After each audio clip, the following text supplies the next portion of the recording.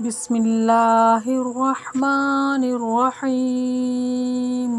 السلام علیکم ورحمۃ اللہ وبرکاتہ۔ امید ہے آپ سب خیریت سے ہوں گے۔ پچھلے سبق میں ہم نے نون مشدد میم مشدد کو غنہ کے ساتھ پڑھنا سیکھا تھا۔ آج کے سبق میں ہم میم ساکن پر غنہ کب ہوتا ہے یہ پڑھیں گے۔ میم ساکن پر غنہ اس وقت ہوگا جب اس کے بعد میم اور با ہوں، جیسے وَلَكُم مَّا كَسَبْتُم۔ میم ساکن کے بعد میم کا میم میں ادغام ہو رہا ہے اور میم مشدد بھی ہوا ہے ادھر، ٹھیک ہے۔ تو میم مشدد پر تو غنہ ہوتا ہی ہے، میم ساکن کے بعد میم کا آنا اور میم بھی وہ جو مشدد ہو، تو یہاں کیا ہوگا؟ غنہ ہوگا، ایک الف کے برابر رک کر غنہ کریں گے۔ وَلَكُم مَّا كَسَبْتُم، ناک سے آواز کا آنا ہی غنہ کہلاتا ہے۔ وَلَكُم مَّا كَسَبْتُم، آپ پڑھیں، آپ دیکھیں گے کہ آپ کی آواز ناک سے آ رہی ہے، اسی لیے اس کو غنہ کہتے ہیں۔ یعتصم باللہ، میم ساکن کے بعد اگر با آ جائے تو یہاں پر بھی غنہ ہوگا، ایک الف کے برابر رک کر غنہ کریں گے۔ یعتصم باللہ، اور جب میم اور با کے علاوہ کوئی اور حرف ہو تو آواز کو ناک میں نہ کھینچیں، مطلب کہ یہاں پر پھر غنہ نہیں کریں گے۔ ناک میں آواز کو کھینچنا ہی غنہ کہلاتا ہے۔ اگر ہم ناک میں آواز کو لمبا نہ کریں بلکہ ظاہر کر کے پڑھیں تو اس کا مطلب یہ ہوگا کہ یہاں پر غنہ نہیں ہو رہا۔ مثلاً الحمد، اب میم ساکن کے اوپر ہم یہاں غنہ نہیں کریں گے۔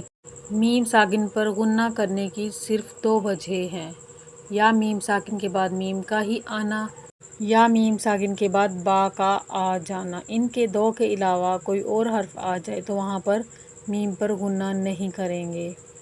مثلاً الحمد، الحمد میں میم کے بعد دال آ رہا ہے تو یہاں پر غنہ نہیں ہوگا بلکہ میم کو ہی ظاہر کر کے پڑھیں گے، الحمد۔ لم یلد، لام کے بعد جو میم آ رہا ہے اس کے اوپر بھی نہیں رکیں گے، لم یلد۔ اگر آپ پڑھیں گے لم یلد تو یہ غلط ہوگا، لم یلد۔ ولم یولد، ولم یولد، ادھر بھی میم کے اوپر نہیں رکیں گے۔ ولم یکن لہ، ولم یکن لہ، اس میم پر بھی نہیں رکیں گے۔ اب مشق کرتے ہیں جس میم پر اور جس جگہوں پر غنہ ہوگا۔ ام بظاہر، میم ساکن کے بعد با آیا ہے تو یہاں پر کیا ہوگا؟ غنہ، ایک الف کے برابر رک کر کریں گے۔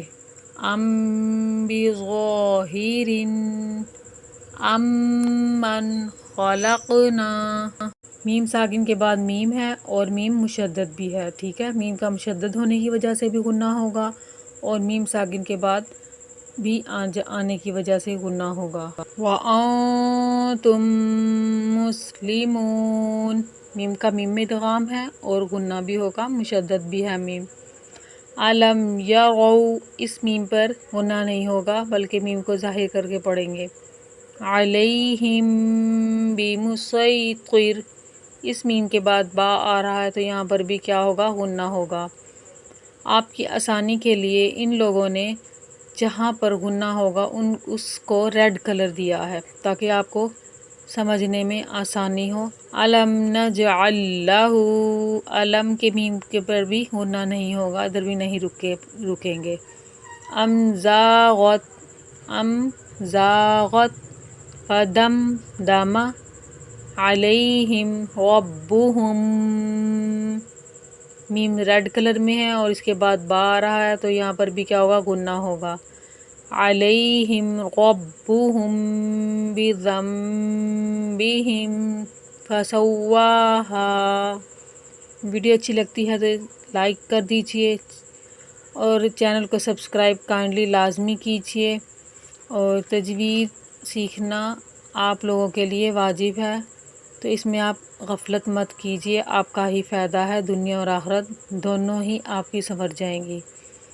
الذین ھم عن صلاتہم ساہون، ادھر بھی 2 لفظوں کے اندر میم ہے، لیکن دونوں کو انہوں نے پنک کلر بھی نہیں دیا اور نہ ہی یہاں پر وجہ ہے غنہ کرنے کی۔